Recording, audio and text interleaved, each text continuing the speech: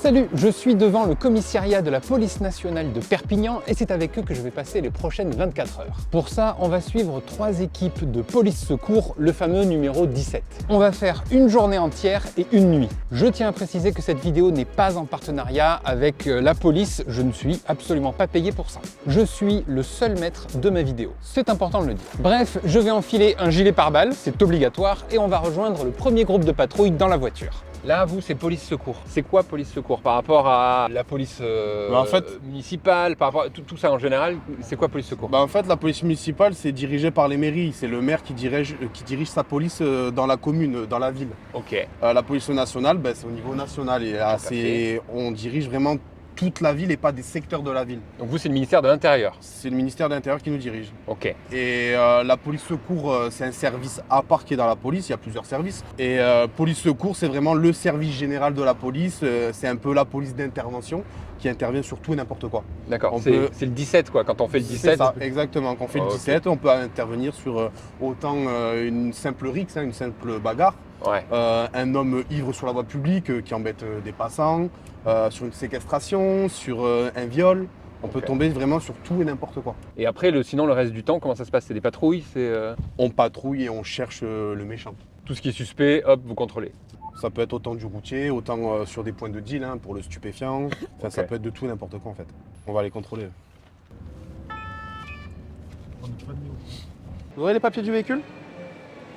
Votre permis de conduire, l'attestation d'assurance et la carte grise.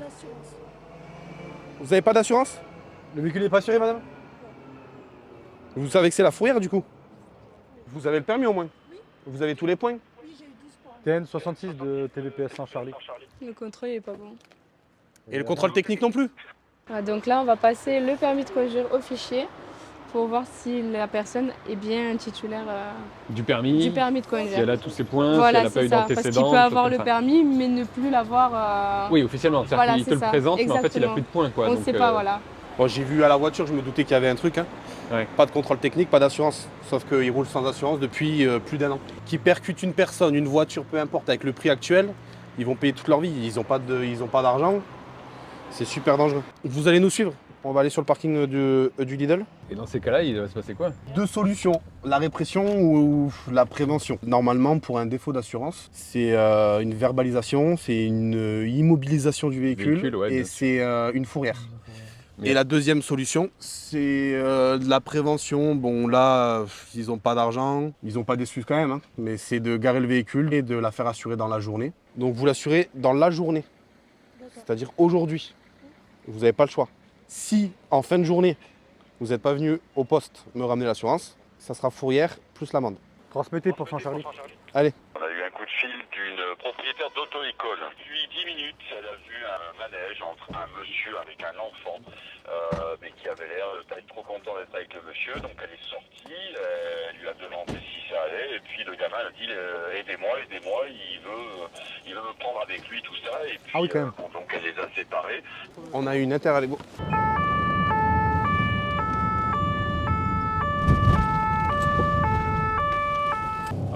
Charlie, on a l'individu donc à la caméra, il a un jogging blanc. Qui? Il a l'auteur? une veste noire, il a des cheveux. Ouais. Ok, on est à proximité. Il est là, il est là. Attendez. Vous êtes là. Vous bougez pas. Vous vous enlevez les mains. Tu me vides tes poches? Tu enlèves tout? T'as une pièce d'identité? Vas-y, tourne-toi. T'as quoi là dans les poches? J'ai le bouche avec les mains. Ok. Il s'est passé quoi? Rien. T'es sûr? Oui, tout va bien. Ça va passer quelque chose avec un enfant? On s'est disputé parce qu'il a 15 ans. Et pourquoi tu t'es disputé avec? Parce qu'il a pris mon téléphone avec ma carte SIM. Mais vous dormez ensemble? Vous êtes dans une association? Tu le connais d'où? Je le connais comme ça, c'est un ami. Et ton ami te vole ton téléphone? T'es SDF ou pas? Ou t'as un domicile? Non, j'ai pas de domicile. T'as pas de domicile? Encore, ok. Tu restes calme? Oui, Il n'y a pas de souci. Et la dispute, s'est passé quoi? Il y a eu des violences? Vous êtes poussé? Non, rien, on s'est... Pour passer Tu l'as pas tiré vers toi? T'as pas essayé de... Non, j'ai essayé de récupérer mon téléphone, mais c'est tout. Après, j'ai pas été vu. Et tu lui as laissé? Et il est parti par là-bas? Il a quel âge lui? 15, Et toi? j'en ai 25. Donc tout en noir, il a 15 ans, cheveux courts, il s'appelle Enzo. Non. Bonjour. Bien. C'est quoi ton prénom? Brandon. Tu viens pas de te disputer avec un mec, non? Non. Il y avait un Nike, hein. Par contre, il y a un gars là-bas qui est parti en courant en se disputant avec un mec. Ouais, mais on cherche le deuxième là. Ah non, je sais pas. Tu vois? Ouais. Il traîne avec. Donc c'était lui alors. C'est des potes, laisse tomber. Ils sont battus et là, ça y est. C'est sûr. Brandon. S'il est avec lui là, c'est que le téléphone il est pas volé non plus. À la base, on part sur une tentative d'enlèvement. Et en fin de compte, c'est juste une dispute entre SDF pour un portable. Et là, on vient de le croiser avec un autre qu'on a contrôlé tout à l'heure. Sans doute, c'était le mec en question avec qui il s'est battu. Donc, qui sont redevenus copains, ça arrive souvent. Hein. Non, et pas grand-chose, quoi. Tout ça pour rien. Ouais. On n'a pas, il n'y a plus cette image de la police, elle est là pour nous aider. Ah ouais? J'ai plus cette répression, on a plus l'image qui est là, c'est la répression, au lieu de la prévention. Ouais, On est là aussi pour la prévention. Genre, c'est pas parce que quelqu'un fait un délit routier, par exemple, hein, qu'on va forcément être sur son dos. On va surtout le prévenir, parce que ça peut arriver à tout le monde. Après, on pose énormément de questions, on essaye d'aller vraiment plus profondément dans... Alors, 30 secondes, on est sur un point dessus.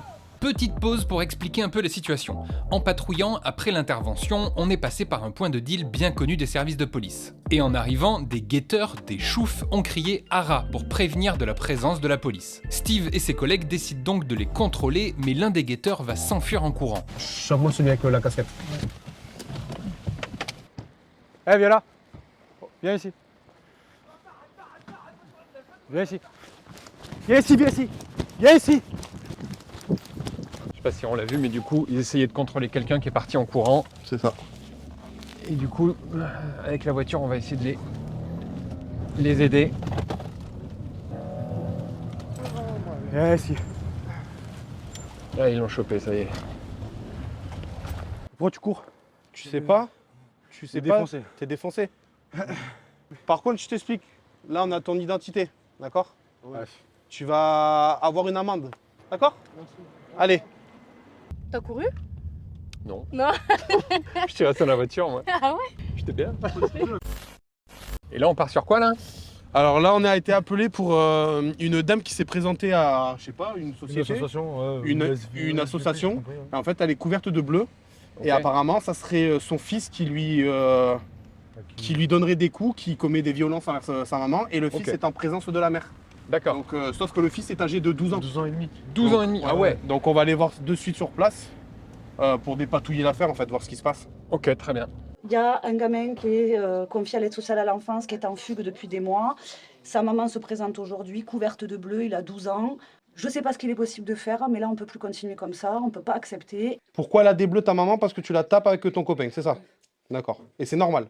Non. D'accord. Et pourquoi tu le fais? Pour qu'elle puisse laver la maison. Pour qu'elle puisse laver la maison. Tu tapes ta mère pour qu'elle puisse laver la maison. Tu te moques de moi, là? Non, T'as quel âge? j'ai 12 ans. Et pourquoi toi, tu laves pas la maison? Parce que je l'aide, mais j'ai pas à le faire tout seul. Ah, donc tu la tapes pour qu'elle t'aide. Elle a des bleus partout sur elle. Mais me dis pas oui, oui, tu t'en fous en fait. Là, ce qu'on va faire, c'est que ta maman, elle va déposer plainte déjà. On va faire une procédure, parce que c'est pas la première fois. Non. Ta maman que tu la tapes. Je vais voir ta maman. Ce qu'on va faire maintenant, c'est que là, vous allez partir voir un médecin ou à l'hôpital, les UMJ, c'est les unités médico-judiciaires. Il faut tout leur expliquer. Comme ça, ils vous font un check-up complet, un bilan. Et là, lui, il va être placé. Il a moins de 13 ans, on ne peut pas le placer en garde à vue.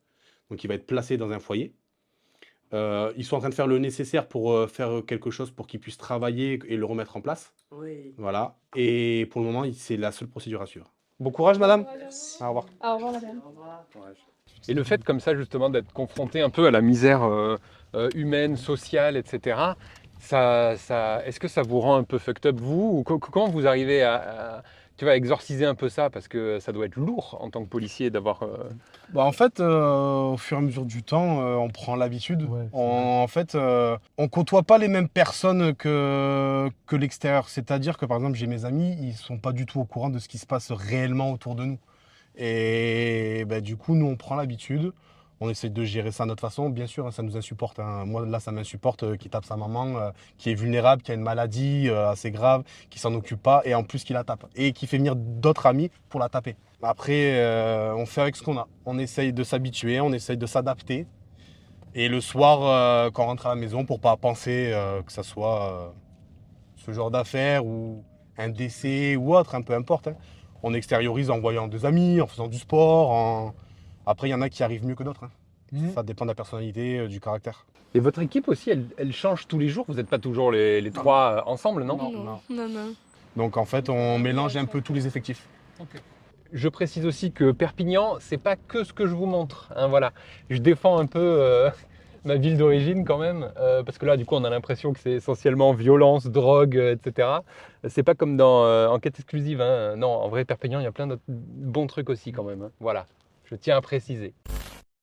Mais du coup, après chaque mission, chaque intervention, on rentre au commissariat pour pouvoir rédiger une main courante, un rapport pour expliquer les faits, pour avoir une trace écrite. C'est la paperasse, quoi.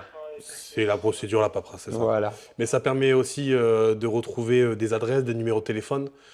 Admettons, l'auteur il est juste connu là pour un renseignement, pour une dégradation, un truc nul. On a quand même son identité, son adresse, son numéro de téléphone. Et la prochaine fois, du coup, si un jour il y a un truc grave, c'était lui, on peut rechercher, on tape et on retrouve toutes les infos. Ok, c'est un fichier pour tout le monde. Pour tout, ça relate tous les faits, ce qu'il a déjà fait ou pas, et surtout pour les retrouver si besoin. Okay. Ça peut aider. Et dans la police, on dit souvent que la paperasse, c'est le pire des côtés, c'est vrai ou pas? C'est le plus chiant ou pas? Pour ma part, oui. J'aime pas pour du tout le monde, j'ai l'impression. J'aime pas du tout, mais c'est comme ça. On n'a pas le choix. Ça fait partie du métier. Ça fait partie du métier. Voilà. On aime, on n'aime pas, mais on le fait. C'est vrai, on le montre pas assez, mais c'est ça aussi le boulot de policier, tu vois. Ouais, c'est ça. Après, il y en a qui adorent, hein, rédiger la procédure. Ça peut être très intéressant hein, pour les auditions, etc. On aime ou on n'aime pas. Ok. J'ai ensuite enchaîné avec un autre équipage pour l'après-midi.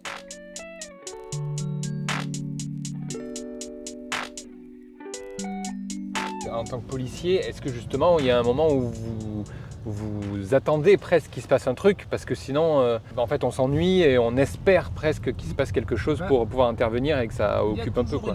Non mais il y a toujours quelque chose. Enfin, on souhaite rien. Franchement, il n'y a pas besoin. Il y a toujours un événement en réalité. Et après, on part d'ici, il y a autre chose. L'attente, ça fait partie de notre métier quoi.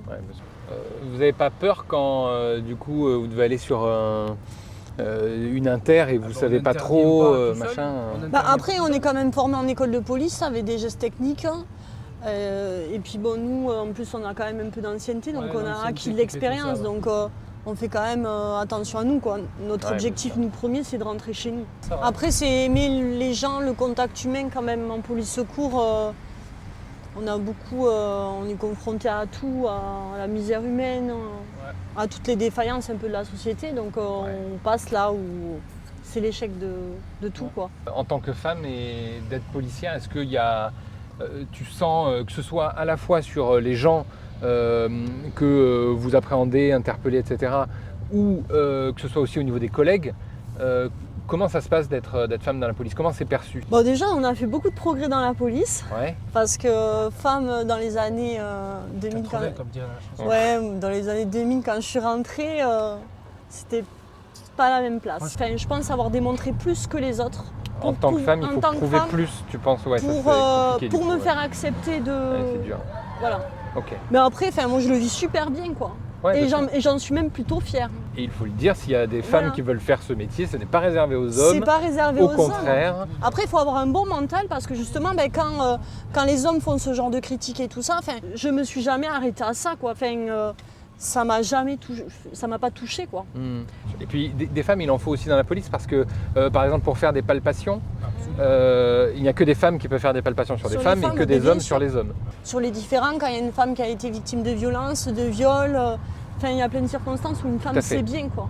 Donc la place de la femme, on la trouve toujours, mais pas que dans la police, genre partout. Et après, de toute façon, il n'y a que le terrain qui parle. Parce que là, c'est quoi là comme intervention? Un feu. Un feu?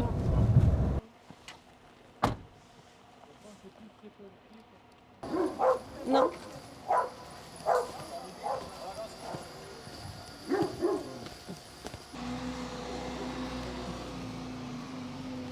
Il n'y a personne qui a rien vu, moi en bas, il n'y a personne qui a rien vu. Il n'y a pas de témoin, il n'y a personne qui a rien vu. Un petit feu. Un petit feu. Voilà, bon, les pompiers sont dessus. Hein. Voilà. Ça va vite être réglé d'ailleurs ce soir. Ça va vite être circonscrit par les pompiers. C'est ça aussi, hein, les interventions, c'est pas tout le temps, appréhender des gens, arrêter des trucs. Non. Souvent c'est pour aussi, là en fait, origine déterminée, il n'y a rien qui amène à penser que ce soit criminel non plus, même si voilà, quoi, ça ne prend pas tout seul quand même. Malveillant, ou quelqu'un qui a écrasé une clope. Ou peut-être des gens qui ont voulu mettre le feu, mais de toute façon on ne peut pas savoir qui c'est, c'est compliqué. Hein. La vie familiale aussi, quand on est policier, c'est un peu différent, c'est-à-dire que souvent il y a le stress. Et en même temps notre métier quand même, ne serait-ce que nos horaires qui sont quand même assez compliqués. Ouais. Au niveau de la gestion du temps, les heures sup, on sait quand on commence, on ne sait pas quand on finit. Et puis on a un métier quand même assez prenant, quoi. Et avec une vie de famille, c'est compliqué. D'ailleurs, il y a beaucoup de divorces dans notre profession. À un moment donné, je crois que c'était un divorce sur deux. Enfin, 50% de policiers qui étaient divorcés. Il y avait une époque, une vague de suicides aussi dans la police. Alors c'est dû à quoi ça? Tu pensais justement à la charge mentale du métier, à la difficulté du métier Déjà, je pense que le policier, ça reste déjà un être humain, donc il a déjà ses difficultés personnelles. Et c'est vrai que notre profession rajoute quand même quelque chose de compliqué à vivre, que tout le monde n'est pas capable en fait.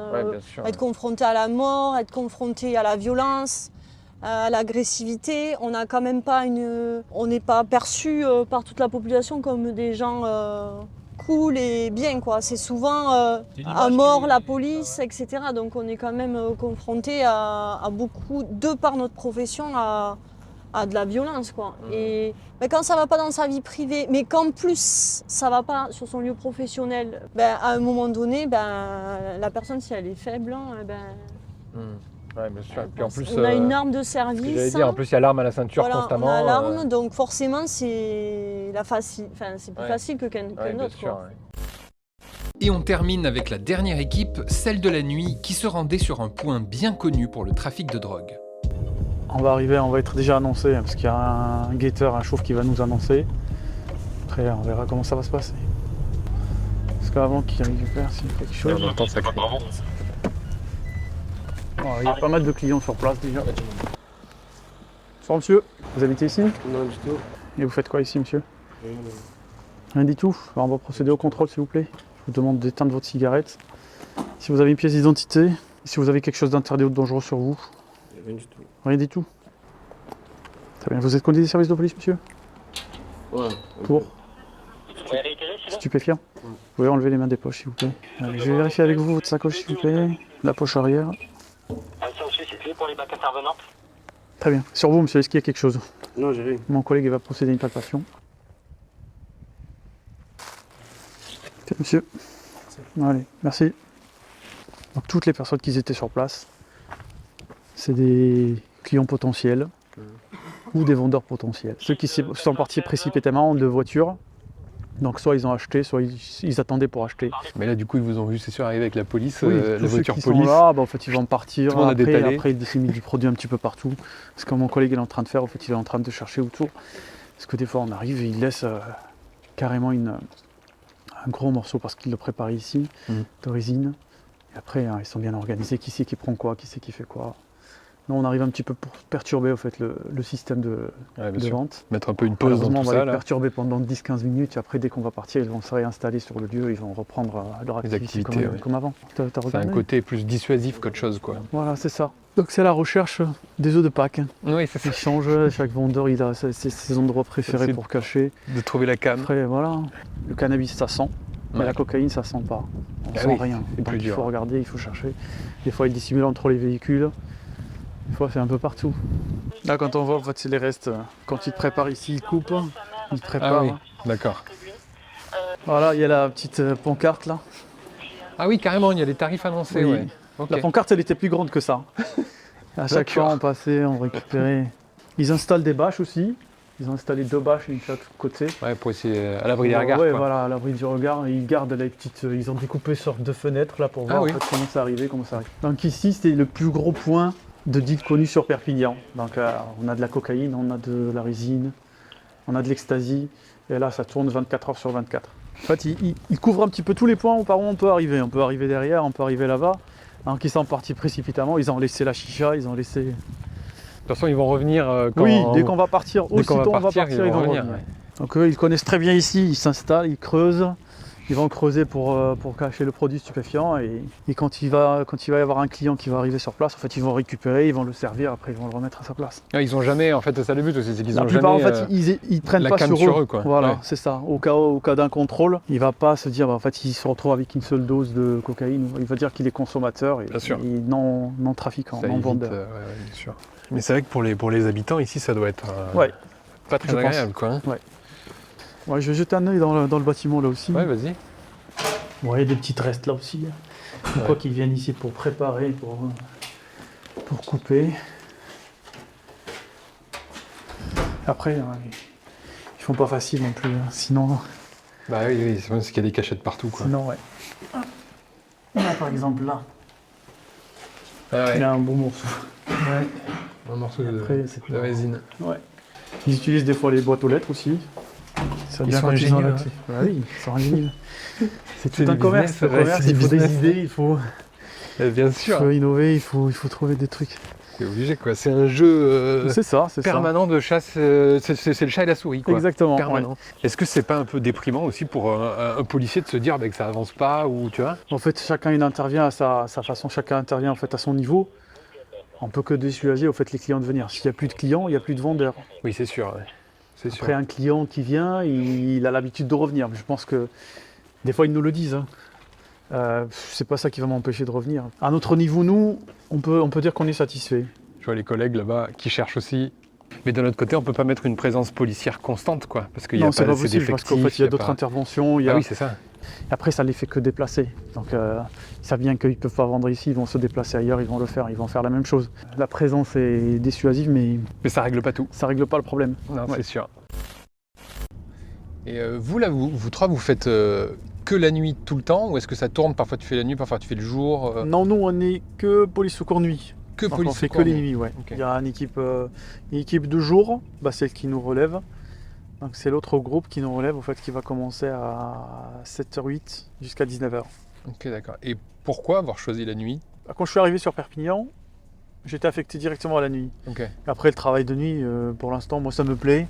C'est sélectif, la nuit il y a moins de monde, donc on est sélectif un petit peu sur les contrôles. Après malheureusement, ceux qui traînent tard la nuit, en fait ils ont toujours des trucs à se reprocher. Ouais, c'est bien pris, vous pouvez garder sur les caméras le temps qu'on arrive. Là on est appelé pour une autre mission, donc des individus qui ont violenté d'autres avec un club de golf. Qui c'est qui a fait quoi? C'est lequel exactement? Allez monsieur. La petite palpation, d'accord? Bien sûr. Si vous avez été vu à la caméra, monsieur. Il a été vu à la caméra? Apparemment, oui. J'ai pas de couteau, chef. T'as eu une embrouille ou pas? Ouais, c'est pas moi qui s'est embrouillé. Il y a eu quelque chose? Ouais. C'est quoi? Explique. Il y avait, mon frère il est en train de fermer son magasin. Il y avait des hommes bourrés qui sont venus me faire chier, ils sont rentrés dans le magasin, le faire chier, et il m'a appelé, je suis venu. C'est vous qui avez sorti le couteau, c'est votre frère? Non, il n'y a pas eu de couteau sorti, chef, il n'y a rien. À la caméra, il voit quelqu'un sortir un couteau et il nous donne le signalement, votre signalement. Ah non, j'ai pas sorti de couteau, chef. Son frère il est en train de fermer, ils ont dit ching chang chong, sale raciste, voilà. Ils sont rentrés dans le magasin en voulant casser le magasin. Et il était tout seul avec sa femme en train de fermer. Ils ont dit ça parce qu'ils sont venus à 6. Mais il faut nous appeler nous. Il ne faut pas régler les choses de direct. Quand t'as ta raciste, sale chinois, etc., on ne peut pas réfléchir. Il faut réfléchir à ce moment-là. Concernant l'intervention en Foch, donc il s'agit de deux groupes qui se sont chamaillés. En fait, ils ont échangé des paroles sur blagues racistes. Donc aucun déposera plainte, ni une partie ni l'autre. Aucune exhibition d'armes. Donc on a palpé tout le monde, aucune arme sur place. Tout le monde est parti, on a invité tout le monde à quitter les lieux et éviter de se retrouver ce soir. Tu peux rien faire dans ces cas-là, quoi, parce que t'as pas de... On n'a pas de preuves. Oui, on n'a pas de preuve qu'il y avait eu d'exhibition d'armes. L'autre, il disait qu'il y avait peut-être un couteau quand ils sont rentrés, quand ils l'ont suivi dans le restaurant. L'autre, il dit que non. Mais en fin de compte, il ne dépose pas plainte. Ni l'autre, ni l'un pour les propos racistes, ni l'autre pour les menaces avec armes. Donc sans dépôt de plainte, il n'y aura pas de poursuite judiciaire. Ouais, c'est ça. Ouais. Il y a un côté aussi la police, tout le monde a peur d'être contrôlé, même si on n'a rien à se reprocher. C'est vrai, Moi, j'ai vous le peur d'être ressentez contrôlé ou par la pas? police, même moi. Même toi, t'as peur d'être Moi, contrôlé par la quand police? quand je tourne la journée, je me dis, oh là là, est-ce que je vais me faire contrôler ou pas? Non, mais il y a un côté en fait où la police elle est censée rassurer, mais parfois j'ai l'impression en tout cas que la société a tendance aussi ces dernières années à craindre un peu la police. Vous le ressentez ça ou pas? Oui, parce que des fois sur des contrôles, quand des individus en fait, ils refusent d'obtempérer à un contrôle, quand on les arrête, on leur pose la question pourquoi.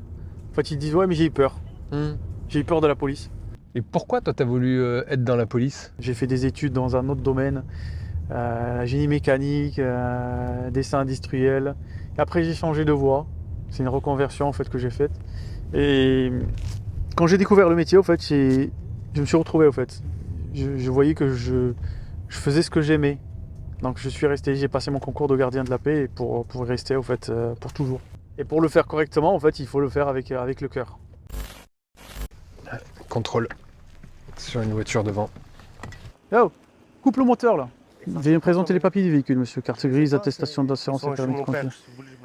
Vous n'avez pas de permis sur vous, vous n'avez pas de pièce d'identité sur vous, rien du tout. Non, rien. Vous avez vu l'état des pneus, monsieur? Ouais, non, mais ça, mon père, il me l'a prêté. Oui, mais je sais, quand vous prenez un véhicule. Non, monsieur, pourquoi je me suis net? Hop là, la marche arrière. Monsieur, regardez, vous voyez, moi, je suis honnête. Derrière, il se barre direct.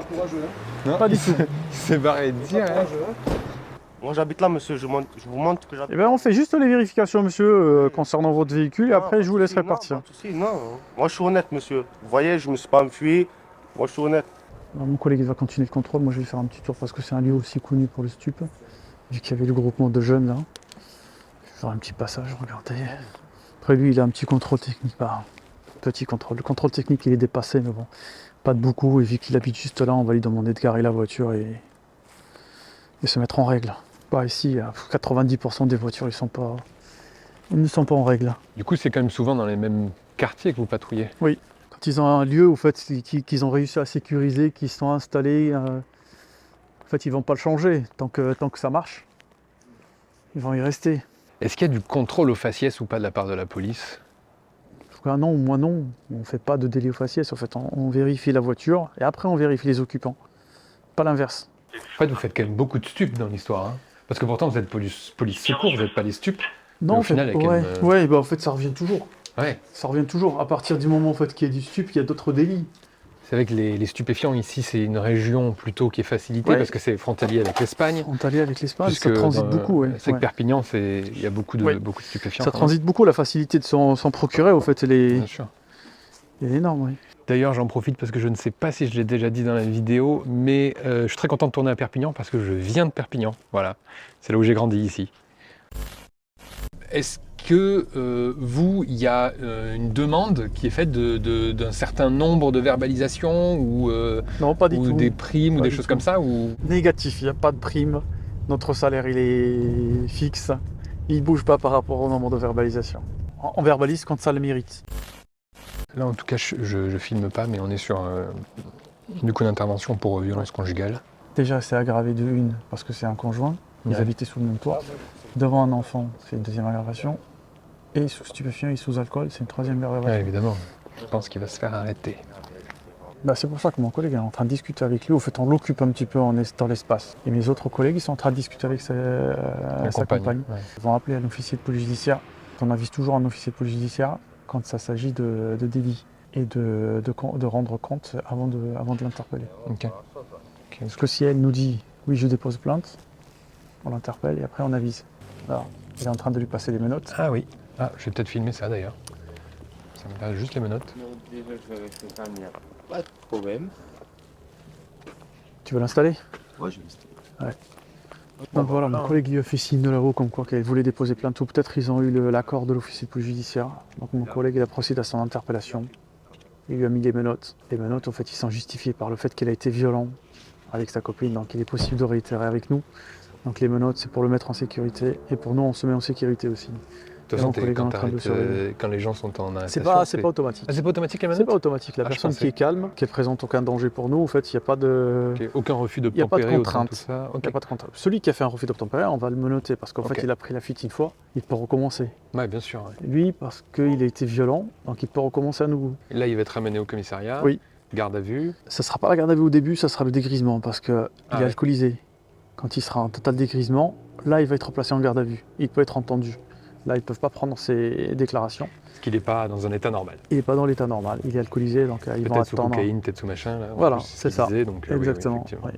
Puis après, ce sera entre les mains de la justice, du coup, dans ces cas-là. Et la justice prendra le relais après derrière. Parce qu'il ne faut pas confondre aussi la police et la justice. La séparation des pouvoirs. Voilà, c'est deux choses différentes. La police, elle met en main de la justice les personnes les prévenues, et la justice, elle décide des suites. C'est ça, voilà. Parce que souvent, les gens confondent un peu, tout aussi là-dessus. Ouais.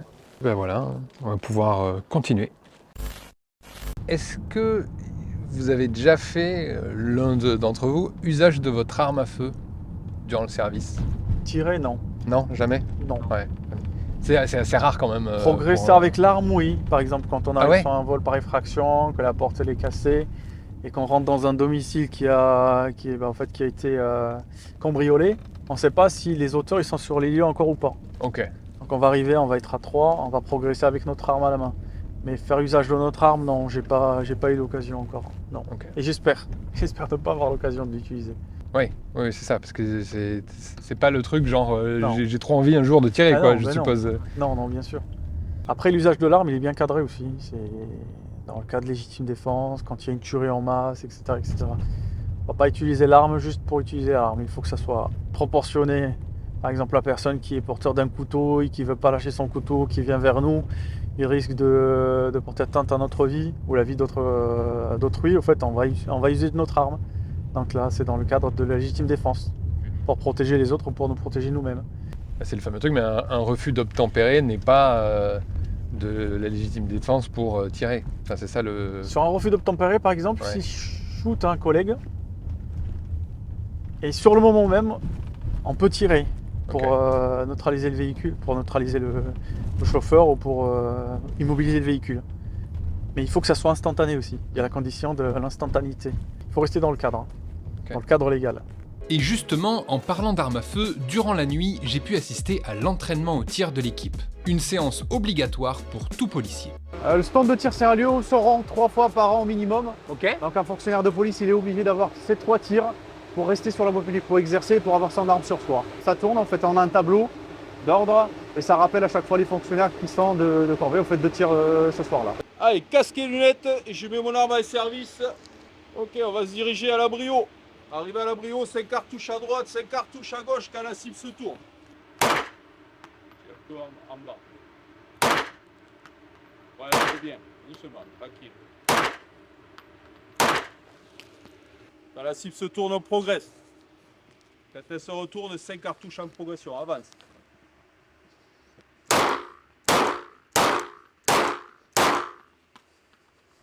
Ok, quand la cible va se retourner, on va faire un repli.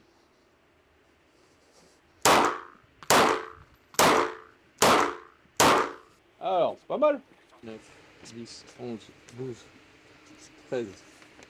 Ok, ça marche. C'est bien. 28 sur 30. Impressionnant, hein? Première fois que je vis ça, je dois avouer. C'est bien, hein? Bravo, hein? Le parcours, il change à chaque fois, en fait, avec les moniteurs. Il n'y a pas de parcours prédéfini. On vient, lui, il décide, en fait, que ça soit derrière des abris, sans abri. Donc, c'est lui qui définit le parcours juste avant le tir.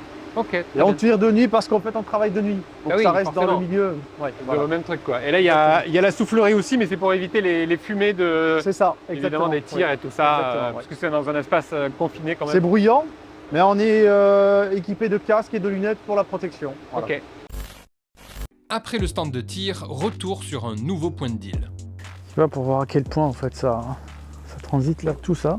Ouais. Ça, c'est on appelle ça des cadavres. Tout ça, ça a contenu de la cocaïne. Tous les restes là, tout ce qui est plastique, en fait, ça a été. Ouais, donc ça contenait, en fait, ça contenait de la cocaïne. C'est qu'il y a quand même eu beaucoup de cocaïne qui passe, quoi. Ouais. Et maintenant, on touche plus de cocaïne, en fait, que de résine de cannabis. C'est devenu la nouvelle drogue à la mode, quoi. Oui. Ça, par exemple. Oh, purée, ouais, il y a pas mal de pochons. Hein. C'est des trucs de cadavres de cocaïne, quoi. Ouais. Donc voilà, je te laisse imaginer l'état, au fait, des habitants. la journée, qu'ils ont des enfants, qui veulent passer, qui veulent rentrer, qui veulent sortir. Et qui en ont marre de des fois, en fait, c'est eux qui se font agresser parce que s'ils mentent une première fois, une deuxième, une troisième, ils vont dire en fait tu rentres et tu sors plus. Et eux, ils vous appellent pas eux Non. À la journée, en fait, c'est par peur de représailles. Ah, mais putain, là aussi, il y a par le peur de menu. représailles, ouais. Il y a les prix, là aussi. Et la plupart, ils habitent dans le quartier ou c'est des gens qui... Non, pas tous. Ouais, ils viennent de l'extérieur, mais c'est des lieux... Récemment, on a eu des gens de Grenoble, de Nice. Et qui sont basés ici pour juste dealer, quoi. Ils viennent là pour ça. Ok. Ils viennent ici, en fait, ils sont logés chez l'un ou chez l'autre, ou ils sont logés dans des hôtels. Pour monter un trafic ici, quoi. Oui, c'est fou. Mais ils font venir du monde un petit peu de partout. Et tu penses qu'il y a une personne à la tête d'un trafic comme ça Je ne sais pas. Non, on ne sait pas en fait. Je ne sais pas. C'est difficile d'arriver en haut. Ouais, c'est impossible d'établir en fait la responsabilité de chacun. Encore ceux qui sont là tous les jours, on va les connaître, c'est des vendeurs. Après ceux qui sont plus hauts, en fait, ça se trouve c'est n'importe lequel. Hein. Il tient peut-être une entreprise, il tient peut-être une brasserie ou une épicerie ou n'importe. Il y a des services plus hauts, des services spécialisés de stupéfiants. Eux, peut-être ils connaissent plus, parce qu'il y a des enquêtes, parce qu'il y a des écoutes téléphoniques. Bien sûr. Et vous êtes un petit peu le contact. Plus dans le terrain, quoi. Ouais, voilà, nous on est sur le terrain. Nous, le contact qu'on a, en fait, c'est plus avec le maillon faible, en fait, avec le vendeur et avec le chouf qui va crier notre arrivée, quoi. Celui qui fait le chouf, par exemple, on va parler d'un pleine journée, il va toucher une centaine d'euros par jour. Celui qui vend, il va toucher plus. Et le risque, c'est plus de risque aussi. Parce que le chouf, lui, il touche pas. Il touche à rien. Il doit en avoir peut-être un sur lui ou deux. En fait, ça va être établi comme une consommation personnelle. Au pire des cas, il sera verbalisé par les fonctionnaires pour la détention de produits stupéfiants. Mais celui qui a par exemple eu plusieurs doses de cocaïne, qui a de l'argent avec lui, etc., en fait, c'est différent. Bien sûr, il est plus à risque. Pour du coup devenir policier dans la police nationale, c'est quoi les études? Pour devenir gardien direct, rentrer en école de gardien de la paix, il faut avoir le bac. On peut passer par l'étape policier adjoint, le contractuel, sans le bac. Et c'est combien d'années d'études? C'est un concours, c'est ça? Et après, oui, il faut passer le concours, il faut réussir les écrits, l'oral, le sport. Et après, intégrer une école de police. À la fin de la scolarité, selon le classement et selon les postes proposés par le ministère de l'Intérieur, les premiers au classement, ils choisissent leur poste, ainsi de suite, jusqu'au dernier. En tout cas, là, il est 3h du matin. Moi, je pense que je vais vous laisser là. Je vais aller me coucher. Vous continuez jusqu'à 7h du mat, là? Exact, c'est ça, oui. Mais merci beaucoup d'avoir accepté que je puisse venir vous suivre sur votre nuit de travail. Et je me rends compte que j'étais tellement crevé que je n'ai pas tourné de séquence de fin, du coup je le fais ici. Merci à toutes les équipes de police secours de Perpignan d'avoir accepté que je vienne tourner et plus généralement, merci à tous ceux qui ont rendu cette vidéo possible. J'espère sincèrement que cette vidéo vous a plu. Si c'est le cas, n'hésitez pas à la liker, à la partager, à vous abonner à cette chaîne, c'est important. Et moi, je vous retrouve un prochain dimanche pour une prochaine vidéo. Salut!